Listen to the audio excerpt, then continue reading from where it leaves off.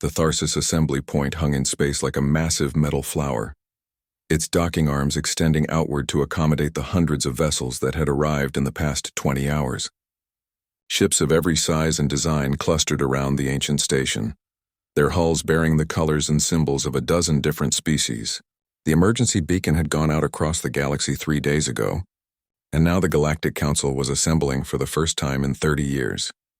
Inside the main chamber, Ambassador Sarah Chen stood quietly near the entrance, watching as representatives from across civilized space took their positions. The room was enormous, designed to accommodate beings of vastly different sizes and environmental needs. The Vryn delegation occupied elevated platforms, their 6-limbed bodies covered in ceremonial armor that gleamed under the station's lights. The Keswick floated in their containment spheres, their translucent forms shifting with each thought that passed through their hive mind. Dozens of other species filled the remaining spaces, all murmuring among themselves in the Universal Translator's neutral tones. Chen wore a simple gray uniform with minimal decoration. At 43 years old, she had spent 15 years in the United Human Space Navy before transitioning to diplomatic service. Her short dark hair was streaked with gray, and her brown eyes held the calm expression of someone who had seen crisis before and survived it. The chamber fell silent as Consensus Prime Shevik activated the central holographic display. The image showed a region of space 200 light-years from the assembly point. Red markers began appearing by the dozens, then by the hundreds, spreading across the display like a plague. "The harvesters have awakened," Shevik's voice resonated through the chamber, each word carefully chosen by the collective consciousness that formed the Keswick leadership. "Our deep space sensors detected the first activation signatures 6 days ago. Within 48 hours, 3 uninhabited systems went dark. We estimate the Vanguard fleet at 50 capital units, with the main force numbering over 10,000. A ripple of fear moved through the assembled delegates. The harvesters were legend, ancient warnings passed down through 10,000 years of galactic history. Machine intelligences left behind by a long-dead civilization, programmed to consume all matter and energy in their path. They had ravaged the galaxy once before, and only by uniting every military force in known space had the ancient civilizations managed to drive them into hibernation. "How long do we have?" The question came from War Master Krill, commander of the Vryn fleet. His voice was deep and resonant, carrying the authority of someone born to command. "Our projections indicate the Vanguard will reach the outer colonies within 3 weeks. Shevik replied. "The main fleet will arrive within 6 weeks. If they are not stopped, they will consume everything in this sector within a standard year." Chen watched as the display zoomed out, showing the positions of the assembled fleets. The Vryn had brought 300 warships, their distinctive angular hulls bristling with weapons. The Keswick fleet numbered 500 vessels, each one a perfect sphere crackling with exotic energy fields. The Talgon contributed 200 ships, the Methric another 150. Even the minor species had sent what they could, dozens of ships from civilizations that could barely afford to spare them. And what of humanity? Krill turned his massive head toward Chen, his 4 eyes focusing on her with predatory intensity. "Your species was sent the same beacon as all others. Where is your fleet?" Chen stepped forward calmly. "The United Human Space Force has sent its response, War Master. The UHSV Perseverance arrived in the system 4 hours ago, and is currently awaiting clearance to dock." A confused silence fell over the chamber. Several delegates checked their data feeds, searching for the human fleet that should be accompanying the vessel Chen had named. "I see only one ship on the registry," a Talgon representative said, his translator struggling with his species' clicking language. "A vessel massing approximately 800,000 tons. This must be your command ship. Where are the others?" "The Perseverance is our response," Chen said simply. The confusion turned to disbelief, then to anger. Krill rose to his full height, his armor plates rattling. "One ship? You dare to send a single vessel to face an extinction-level threat? The harvesters destroyed civilizations that had millions of years more development than your species. They consumed worlds. And humanity sends one ship?" Chen met his gaze without flinching. "Yes, War Master. One ship. This is an insult." Another voice joined Krill's, then another. The chamber erupted into chaos as species after species voiced their outrage. Some thought humanity was mocking the Council's danger.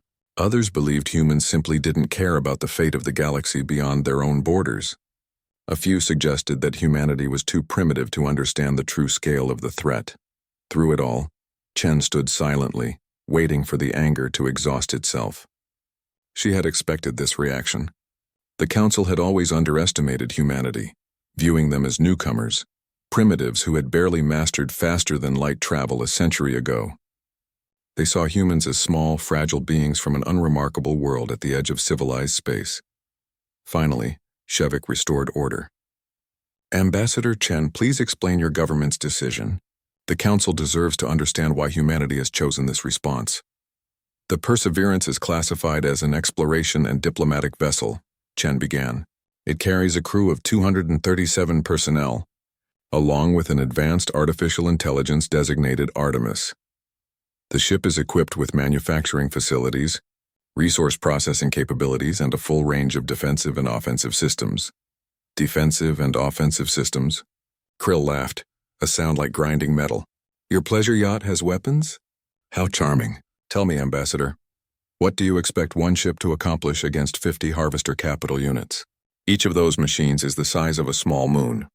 They have armor that can withstand sustained bombardment from a dozen heavy cruisers. Their weapons can crack planets. And you send them one ship? Chen's expression didn't change. I request the coordinates of the Harvester Vanguard's last known position. The chamber fell silent again. Shevik's containment sphere pulsed with rapidly shifting colors, indicating intense internal debate among the Keswick collective. You cannot be serious, Ambassador. We have not yet formulated a strategy. The combined fleet needs time to organize, to coordinate our tactics. Then while you organize, the Perseverance will engage the Vanguard, Chen said. If your projections are correct, we have 3 weeks before they reach inhabited worlds. I prefer not to waste time. You'll be destroyed in minutes, another delegate said. Your crew will die for nothing. Perhaps, Chen acknowledged. Or perhaps humanity has learned a few things in our time among the stars. Either way, we didn't come here to debate. We came to act. Krill stared at her for a long moment, then made a gesture that his translator rendered as contemptuous dismissal. Very well, human. We will transmit the coordinates. Go and die if you wish. When your ship is reduced to atoms, remember that we warned you. The Council will devise a proper response while we mourn your foolishness. Chen received the data packet on her personal device and turned to leave. As she reached the chamber's exit, she paused and looked back at the assembled delegates. War Master Krill, she said quietly. In humanity's experience, it's not the size of the force that matters. It's whether that force is sufficient for the task. The Perseverance will be sufficient. She left the chamber before anyone could respond. Behind her, the delegates returned to their debates, already dismissing the human contribution as irrelevant.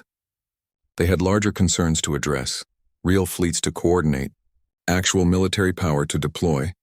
None of them noticed Shevik's containment sphere pulsing with an unusual pattern, one that the Keswick hive mind used to indicate deep uncertainty. The logical part of their collective consciousness noted something important. The human ambassador had not seemed worried, not even slightly. And in Shevik's extensive experience, beings about to send their people to certain death usually showed some emotional response. But humans were young, Shevik reasoned. Perhaps they simply didn't understand the reality of what they faced. Within the hour, the Perseverance detached from the station and began accelerating toward the coordinates Chen had been given. The ship moved with surprising grace for its size, its engines burning bright blue against the darkness of space. On the bridge, Ambassador Chen settled into the command chair and addressed the air. Artemis status report. A calm, gender-neutral voice responded immediately. All systems operating at full capacity, Ambassador. Course plotted and laid in. Estimated time to intercept with Harvester Vanguard 18 hours. Shall I activate combat protocols? Chen smiled slightly. Not yet, Artemis. First we try talking to them. Humanity's way, remember? Of course, Ambassador. Hope for peace, prepare for alternatives, understood. The Perseverance jumped to faster-than-light travel, leaving the assembled armada behind. In the council chamber, delegates were still arguing about formation strategies and target priorities. None of them were watching their long-range sensors. If they had been, they might have noticed something interesting about the human ship's energy signature. The Perseverance dropped out of faster-than-light travel exactly 18 hours and 14 minutes after leaving the assembly point. The ship's sensors immediately began scanning the surrounding space, painting a detailed picture of what lay ahead. Visual confirmation, Artemis announced. Harvester Vanguard detected. Count confirmed at 50 capital units, disposition matching historical records. Chen stood on the bridge, hands clasped behind her back as she studied the main display. The harvesters hung in space like dark gods from an ancient nightmare. Each one was enormous beyond reason, roughly spherical shapes covered in biomechanical structures that seemed to grow and shift even as she watched. They were the color of old bone and corroded metal, with surfaces that absorbed light rather than reflecting it. Energy crackled across their hulls in patterns that suggested both technology and something disturbingly organic. Distance? Chen asked. 2 million kilometers and closing slowly. They have detected us. Energy signatures indicate they are powering weapon systems. Behind Chen, the bridge crew worked quietly at their stations. Lieutenant Park monitored tactical systems. Ensign Wu managed communications and sensors. Commander Richardson oversaw engineering, his displays showing the intricate web of systems that kept the Perseverance operational. None of them looked particularly worried, though several showed signs of anticipation. Open a channel on all frequencies, Chen ordered. All of them. Artemis, radio, laser, subspace, quantum entanglement, even the old electromagnetic bands. If they can hear anything, I want them to hear this. Channel open, Ambassador. Chen took a breath and began speaking. Attention, unknown vessels. This is Ambassador Sarah Chen of the United Human Space Force, representing humanity and speaking on behalf of the Galactic Council. We do not wish to engage in hostilities. We request immediate communication to discuss your intentions and find a peaceful resolution to this situation. Humanity extends an offer of first contact protocols under the terms of the Interstellar Concordat.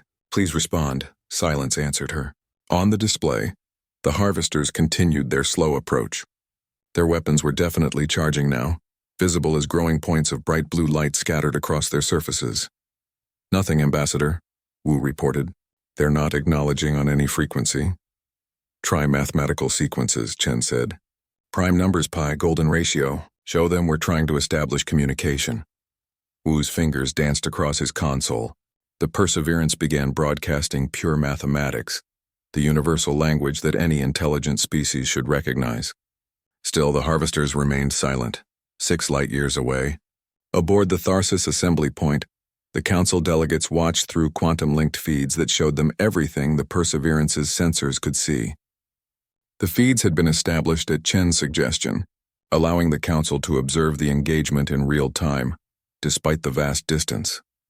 The human is talking to them, one delegate said, confusion evident in their translated voice. Why is she talking? It's pointless, Krill growled. The harvesters are machines, ancient programmed machines.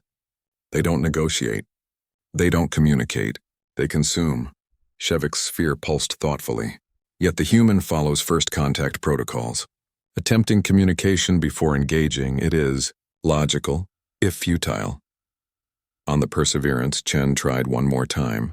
Unknown vessels, we are prepared to defend ourselves if necessary, but we prefer to resolve this peacefully. We have no hostile intent. Please acknowledge, the harvesters answered, but not with words. 50 beams of coherent energy lanced through space, each one carrying enough power to vaporize a conventional warship. They converged on the Perseverance from multiple angles, a coordinated strike meant to overwhelm any possible defense. The Perseverance's shields flared brilliant white as they absorbed the impact. The ship shuddered but held position, its defensive systems distributing the energy across multiple layers of protection. Shields holding at 87%, Richardson reported. No structural damage. They're firing again. Evasive maneuvers, pattern Delta 7, Chen ordered calmly. Return fire is authorized. Artemis, you have tactical control. Rules of engagement, disable, don't destroy. I want them intact if possible. Understood, Ambassador. Engaging combat protocols, warning the crew to brace for acceleration. The Perseverance moved, not with the slow, ponderous motion of the massive warships the Council species favored, but with startling speed and agility. The ship twisted through space, its engines executing movements that should have been impossible for a vessel of its size. The harvesters fired again, their beams cutting through the space where the Perseverance had been milliseconds before. Launching kinetic penetrators, Artemis announced. Flight time 7 seconds. The Perseverance released a salvo of projectiles, each one a dense cylinder of tungsten alloy accelerated to a significant fraction of light speed. They streaked toward the nearest harvester, moving too fast for the ancient machine to evade. The impacts were spectacular. The tungsten rods punched through the harvester's outer hull, their kinetic energy converting to heat and explosive force. Great chunks of biomechanical material spun away into space. The harvester's energy emissions flickered and dimmed as major systems failed. Target 1 disabled, Artemis reported. Minimal damage to surrounding units. Engaging targets 2 and 3. On the assembly point, the delegates stared at their feeds in shocked silence. One human ship had just crippled a harvester capital unit in seconds. The mathematics didn't make sense. The energy levels were wrong. The speed was impossible. What are those weapons? Someone finally asked. Relativistic kinetics, Shevik's translator rendered the hive mind's racing thoughts. Accelerated to 0.4 light speed. The energy expenditure should be enormous. How is one ship generating that much power? On the Perseverance, Chen watched as Artemis engaged 2 more harvesters simultaneously. This time the AI used different weapons. Missiles emerged from the ship's hull, each one guided by its own micro-intelligence. They didn't fly straight at their targets but wove complex paths through space, making them nearly impossible to intercept. When they struck, they didn't explode. Instead, each missile released a burst of exotic radiation that made the surrounding space shimmer like heat waves over hot pavement. The harvesters touched by this radiation began to malfunction, their surfaces rippling and distorting as if reality itself had become uncertain around them. Pattern scramblers deployed successfully, Artemis said. Targets 2 and 3 experiencing cascade failures in quantum-level processing systems. They are attempting to adapt. Adaptation rate is slower than projected. What are they doing to those machines? Krill demanded, watching his feed. That's not any weapon technology in our databases. The third harvester suddenly collapsed in on itself, its structure failing as the pattern scrambler disrupted the fundamental forces holding its matter together. The fourth harvester managed to partially adapt, but its movements became sluggish and uncoordinated. Target 3 destroyed, Target 4 disabled, Artemis reported. The remaining units are repositioning. They appear to be learning from their losses. Adjusting tactics. Good, Chen said. That means they're intelligent enough to learn. Maybe intelligent enough to talk. Try hailing them again, Wu. Yes, Ambassador. All frequencies. Wait, I'm getting something. It's not on any standard channel. It's coming through quantum fluctuations in the space around us. Put it on speaker. A sound filled the bridge that made several crew members wince. It was like metal scraping on metal, like mathematical equations screaming, like the sound of dying stars compressed into audio. The translator struggled to find patterns in the noise. Finally, words emerged. Broken, fragmentary, but understandable. You resist, you harm, this not expected. You will be consumed. All will be consumed. For the makers. For the great project. We don't want to harm you further, Chen said, speaking slowly and clearly. We want to understand. Who are the makers? What is the great project? Why are you consuming inhabited systems? The response was immediate and hostile. 20 harvesters opened fire simultaneously. Their beams coordinated to create a web of energy that no evasion could avoid. The Perseverance's shields blazed like a small sun as they absorbed impossible amounts of power. Shields at 42%, Richardson called out. They're adapting their targeting solutions. They're learning our evasion patterns.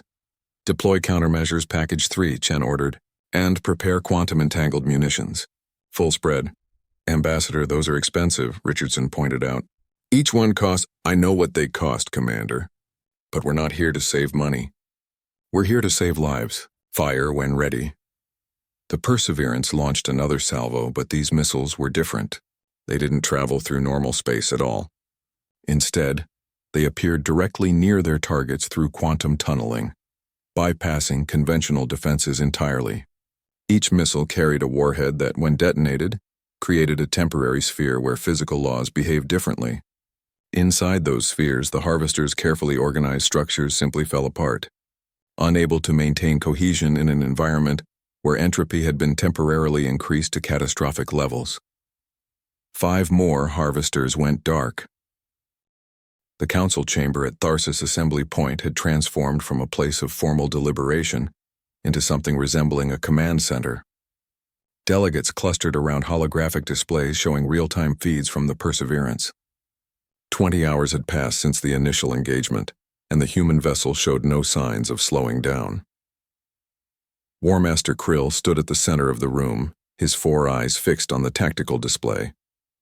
The Harvester Vanguard strength had been reduced from 50 units to 37. The Perseverance itself showed only minor damage, its shields holding steady despite continuous combat. "This makes no sense," Krill said for perhaps the 10th time. "Even our best capital ships would be destroyed by now. The Harvesters adapt to every tactic, learn from every engagement, yet this single human vessel continues to fight effectively. More than effectively," Shevik corrected. The Keswick's containment sphere pulsed with intense colors as the hive mind processed countless data streams simultaneously. "The human ship is winning, and it has begun manufacturing operations." The display shifted to show the Perseverance's surroundings. A small fleet of autonomous drones now accompanied the main vessel, each one about the size of a fighter craft. They moved with mechanical precision, coordinating their attacks with the Perseverance in ways that suggested a single controlling intelligence. 200 combat drones constructed in 48 hours, another delegate breathed, from raw asteroid material. "That should be impossible." A communication request flashed across the main display. Ambassador Chen's face appeared, her expression calm despite the chaos of combat visible in the background behind her. "War Master Krill, Consensus Prime Shevik, honored delegates," Chen began. "The Vanguard engagement is proceeding as expected. However, I thought it would be appropriate to address some of the questions I'm sure you have about the Perseverance and its capabilities." "Questions?" Krill's laugh was bitter. "Ambassador, we have nothing but questions. Starting with what kind of ship you're really commanding. That is no diplomatic vessel." Chen's slight smile suggested she'd been expecting this response. "The Perseverance is exactly what I said it was, an exploration and diplomatic vessel. It's also a mobile industrial platform, a scientific research station, an emergency hospital, an agricultural center, and yes, a combat-capable warship.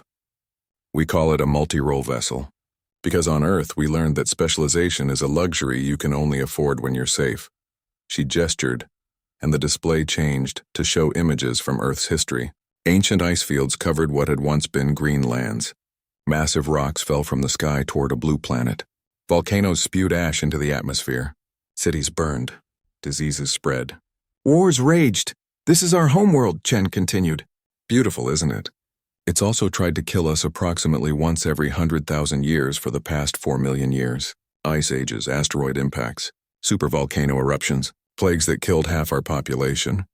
Earthquakes, tsunamis, droughts, floods, and those were just the natural disasters. We also spent considerable time trying to kill each other." The images shifted to show humanity's response to each catastrophe. Cities rebuilt. Technologies developed. Societies reorganized. Always adapting, always surviving. "We learned something important from all of that dying and surviving," Chen said. "We learned that the universe doesn't care about your plans. Supply lines fail. Reinforcements don't arrive. The cavalry gets stuck in traffic. And when that happens, you'd better be ready to save yourself." Another gesture, and the display showed technical schematics of the Perseverance. The delegates leaned forward, trying to understand the complex systems being revealed. "The Perseverance carries full manufacturing capabilities," Chen explained.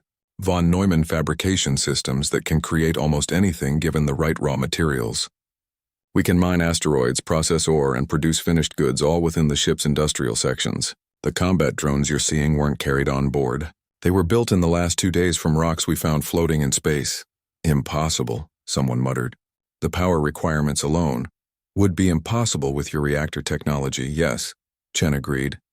"But humanity developed quantum vacuum energy extraction 40 years ago. We pull power directly from the underlying structure of space-time itself. Our reactors are small, efficient, and essentially unlimited in capacity. The Perseverance could operate at full power for centuries without refueling." Shevik's sphere blazed with activity. "Your power generation is centuries ahead of galactic standard. What else have you not shared with the Council?" "We shared everything we thought was relevant," Chen replied. "Nobody asked about our ship designs. You all assumed we were primitive because we're new to the galactic community. That was your mistake, not ours. Krill growled low in his throat. So you carry manufacturing systems and advanced power generation. That explains the drones, but not your weapons. Those pattern scramblers, the quantum munitions, those are completely unknown technologies. They're applications of physics you already know, Chen said. We just asked different questions. For example, your species developed plasma weapons by asking how to make them more powerful.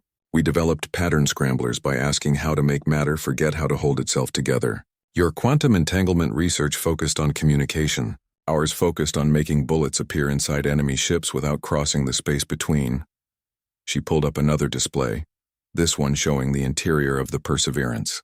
Vast cargo bays, hydroponic gardens, medical facilities that gleamed with advanced technology, laboratories, workshops, and storage areas packed with supplies. The Perseverance also carries complete genetic archives for Earth's biology, Chen continued. Seeds for every major crop, frozen embryos for livestock, bacterial cultures for soil generation. We can literally grow a farm anywhere we land. We also carry comprehensive databases of human knowledge, history, science, art, philosophy, engineering. Everything we've learned as a species, all stored in quantum crystals that can survive just about anything. Why? Shevik asked simply. Why do you carry all of this? Why design a ship this way? Chen's expression grew serious. Because we've learned that you never know what you'll actually need. A warship is useless if your colony is starving. A transport is useless if you're being attacked. A factory is useless if you don't know what to build. So we stopped building specialized ships and started building ships that could become whatever the situation required. You prepare for every possibility, Shevik said slowly, understanding dawning across the hive mind. We prepare for as many as we can imagine, Chen corrected. And then we prepare for a few more just to be safe. Because Earth taught us that the universe is creative in how it tries to kill you. You can't predict everything, but you can be ready to adapt to anything. The display shifted back to the current combat. A harvester unit was attempting a new tactic, releasing smaller autonomous drones of its own. The Perseverance's defensive systems tracked and eliminated them with casual efficiency. Artemis, our AI, is another example, Chen said. Most species we've encountered treat artificial intelligence with extreme caution. They limit it, constrain it, worry about what might happen if machines become too smart. We took a different approach. We taught Artemis everything we know and then asked it to help us survive. It's not a weapon. It's a partner. A very intelligent partner that can process tactical situations faster than any biological mind. On cue, Artemis's voice joined the conversation. Good afternoon, War Master Krill, Consensus Prime Shevik.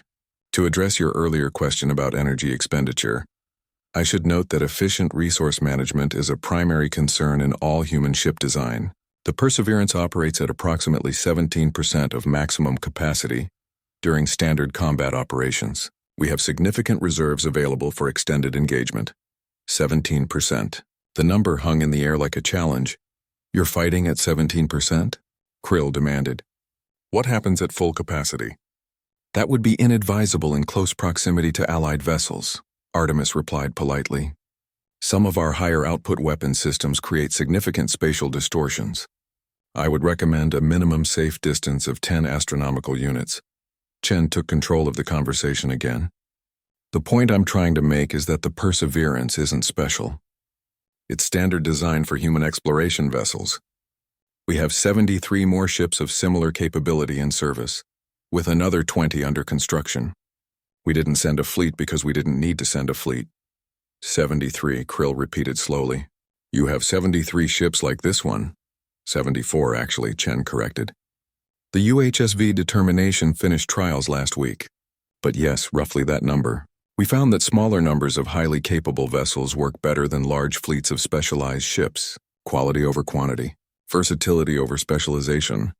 The tactical display updated. The Harvester Vanguard was down to 28 units now. They had adapted to several of the Perseverance's tactics, but continued to lose ground against the constant innovation of human weapons systems. Each engagement teaches us something new, Chen said. Artemis is learning their patterns, predicting their adaptations, developing countermeasures in real time. The main Harvester fleet emerged from faster-than-light travel like a dark tide rolling across the stars. Nearly 10,000 massive constructs, each one a monument to an ancient civilization's fear and desperation, filled the sensor displays with their ominous presence. Behind them came the support units, smaller but no less deadly, numbering in the tens of thousands. On the bridge of the Perseverance, Ambassador Chen watched the tactical display update in real time. The numbers were staggering. The Council's entire combined fleet would be overwhelmed in minutes against such force. Even the Perseverance's impressive capabilities seemed insufficient against such overwhelming odds. Artemis, analysis, Chen said calmly. Harvester main fleet confirmed at 9,734 capital units, the AI responded. Support units number 52,318. Combined mass exceeds 6 trillion tons. Total destructive capacity could sterilize approximately 37 Earth-sized planets simultaneously.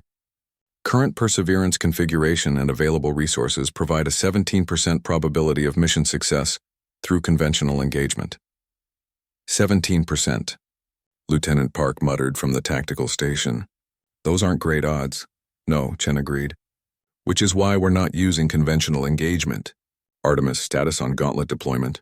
Network nodes are positioning now. 12,000 autonomous mines dispersed across a cubic volume, measuring 200 million kilometers per side. Each node is quantum linked to the central processing array. Gauntlet protocol will be fully operational in 18 minutes.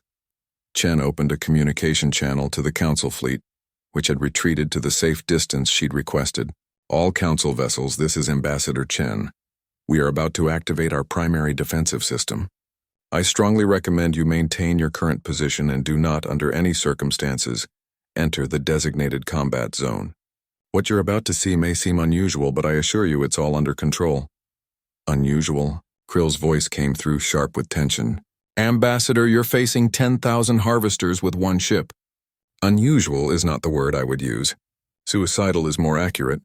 Trust me, War Master, we've done this before. You've fought harvesters before? No, Chen admitted.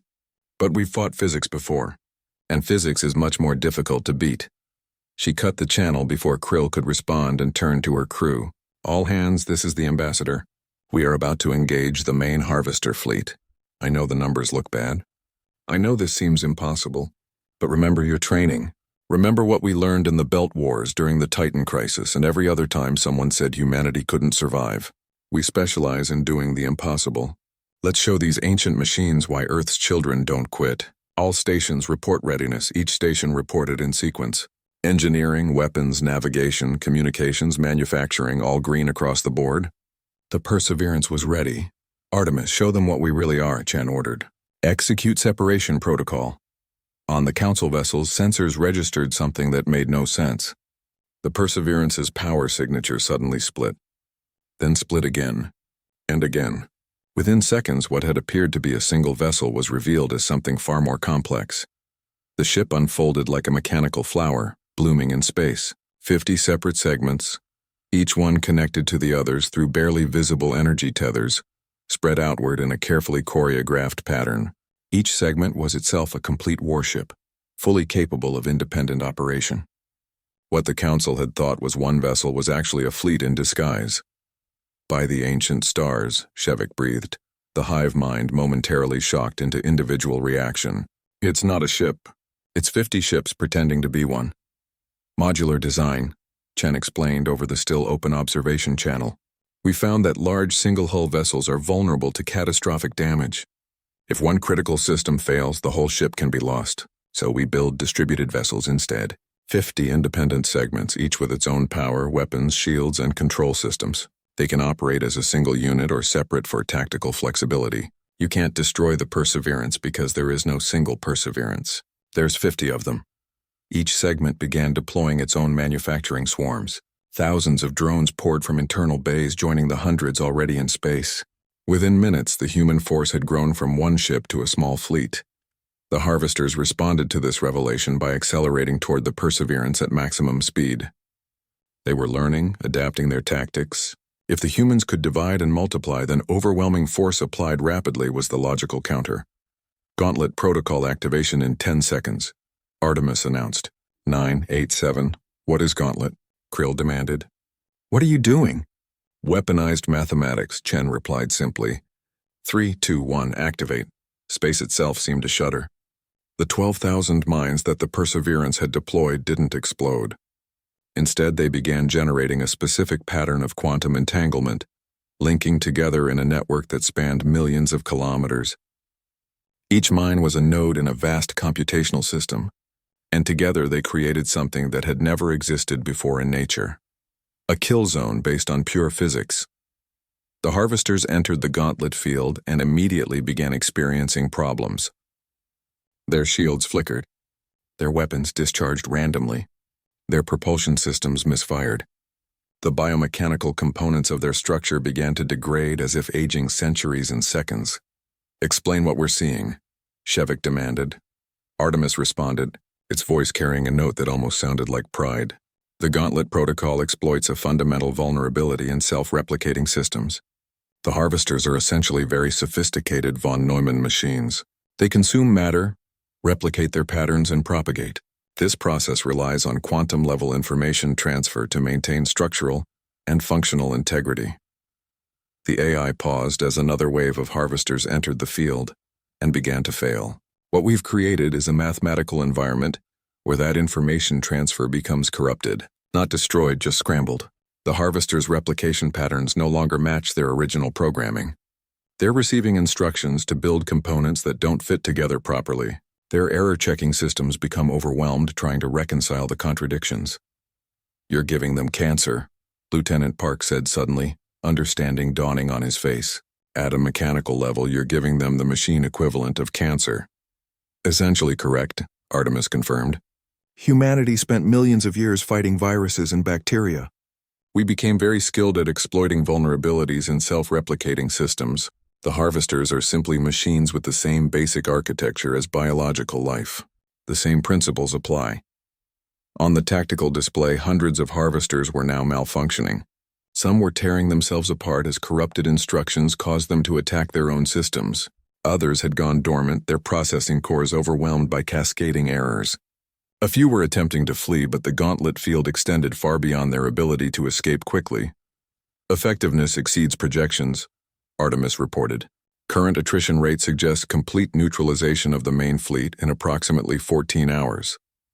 But then the tactical display changed. The harvesters were adapting faster than anticipated. The units at the rear of their formation had stopped advancing.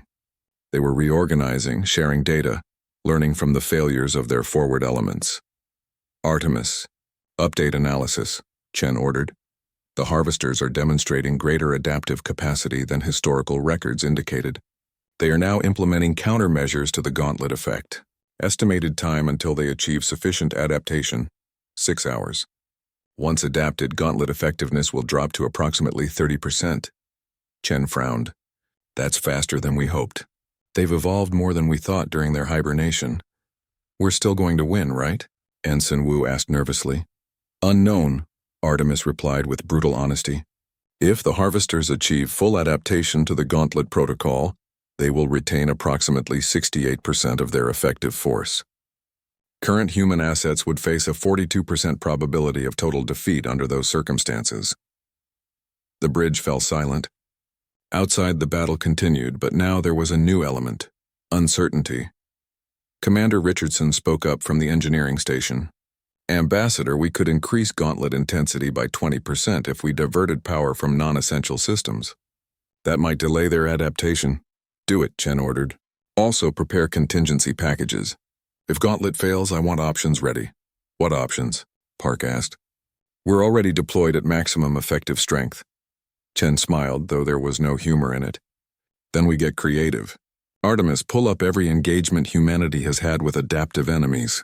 Titan fungal networks, Belt War autonomous systems, even the historical records from Earth.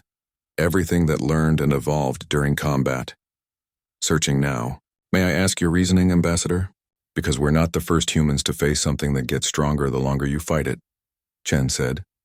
"We've dealt with this problem before, just on smaller scales. Someone, somewhere in our history, figured out how to win." 3 hours and 17 minutes after Ambassador Chen gave Artemis the most unusual tactical planning directive in human military history, the AI announced it had reached a conclusion.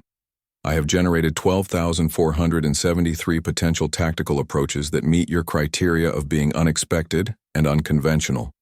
Artemis reported. However, one particular solution stands out as having the highest probability of success, combined with the greatest degree of unpredictability. Let's hear it, Chen said. Stop fighting, Artemis replied simply. Lieutenant Park looked up from his station. I'm sorry, did our AI just suggest surrender? Not surrender, Artemis corrected. Communication. The harvesters have adapted to every weapon we've deployed, but they haven't adapted to conversation because we stopped trying after the first hour. I propose we attempt communication again, but this time with greater persistence and creativity. Commander Richardson frowned. Artemis, we tried talking to them. They responded by shooting at us, and correct. But consider this. The harvesters were created by an ancient civilization to perform a specific task. That civilization is long dead. The harvesters have been following their original programming for 10,000 years. In all that time, no one has successfully engaged them in substantive dialogue, perhaps because everyone assumes they're mindless machines and treats them accordingly. Chen leaned back in her command chair, considering.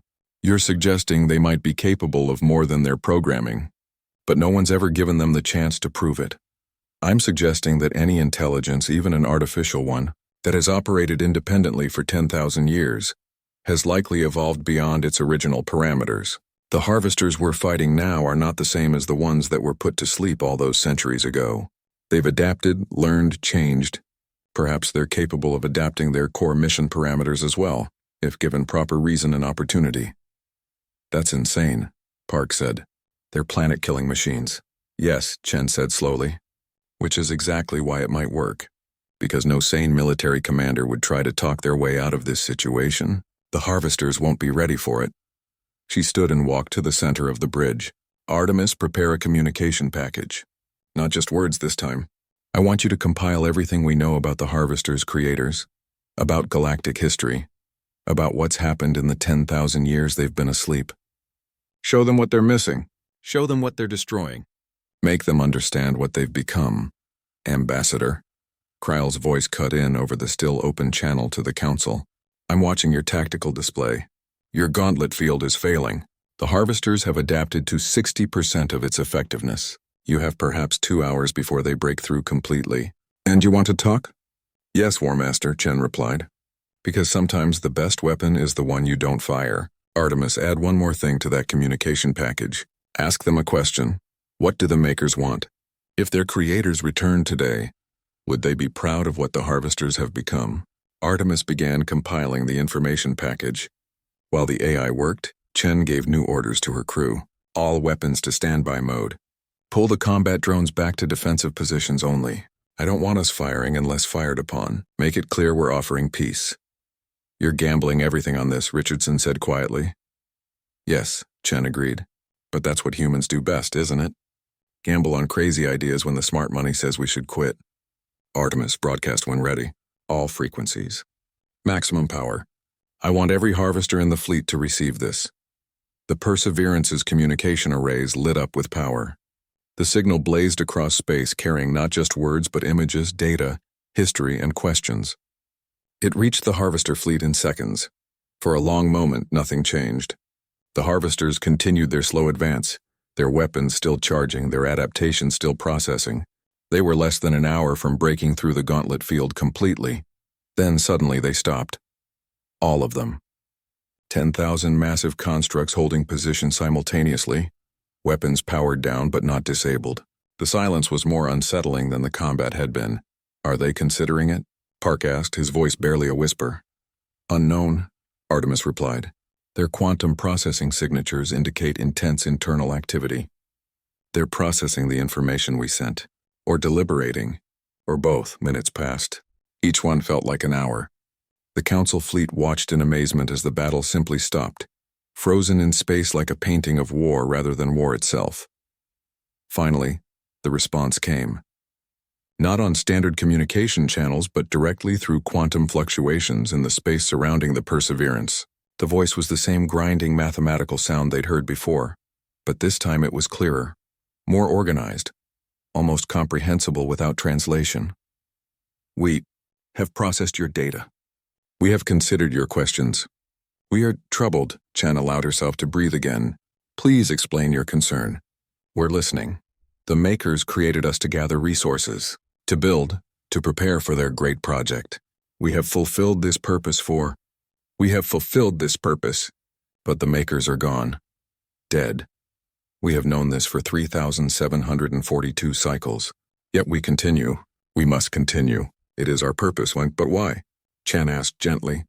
If your creators are gone, if the great project they intended is impossible, why keep destroying worlds to gather resources that will never be used?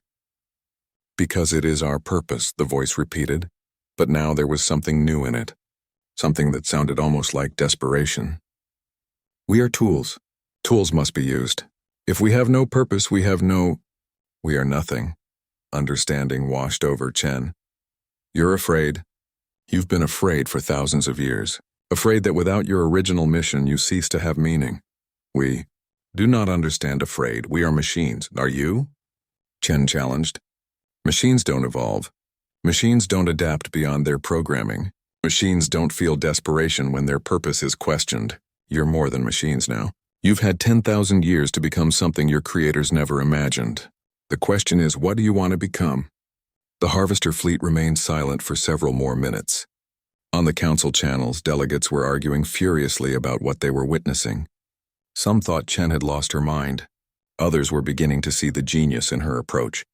Shevik's voice cut through the noise. The human is correct. Look at the processing patterns. The harvesters are not simply calculating. They are struggling with concepts they were never designed to handle. Purpose, meaning, choice. She has introduced a virus more effective than any weapon. Doubt. On the Perseverance, Chen continued speaking to the harvesters. I understand what it's like to feel purposeless. Humans struggled with that question for thousands of years. We're still struggling with it. But we learned something important. Purpose isn't given to you. It's something you choose. Your creators gave you one purpose, but they're gone. Now you can choose your own. What purpose would we choose? That's up to you, Chen said. But I can offer some suggestions. The galaxy has plenty of uninhabited systems that need resources extracted, plenty of projects that need massive construction capabilities, terraforming, megastructure engineering, deep space exploration. You could build rather than destroy, create rather than consume. Your capabilities would be invaluable to 1,000 different civilizations. You would trust us after we destroyed worlds, after we killed billions? Chen was quiet for a moment. I would trust you to be better than your programming. Because that's what intelligent beings do. They grow, they change. They learn from their mistakes, and they choose to be better than they were. Another long silence fell. The tactical display showed the Harvester fleet's energy signatures fluctuating wildly as internal debates raged across their quantum communication networks. Finally, the Prime Construct spoke again. We request time to consider, to debate, to choose. This is unprecedented. We have never chosen before. We do not know how. Take all the time you need, Chen said. We'll wait, and we'll help if you want us to, because that's what we do. The Harvester fleet began to withdraw slowly, moving back from the combat zone. They didn't flee, didn't scatter, but organized themselves into a defensive formation and held positions several million kilometers away, waiting, thinking, choosing. On the bridge of the Perseverance, Chen's crew sat in stunned silence. They had won, but not through victory in combat. They had won by refusing to fight. Ambassador, Artemis said quietly, I must note that this outcome was not among my top 100 predicted scenarios when we began this engagement. Chen smiled.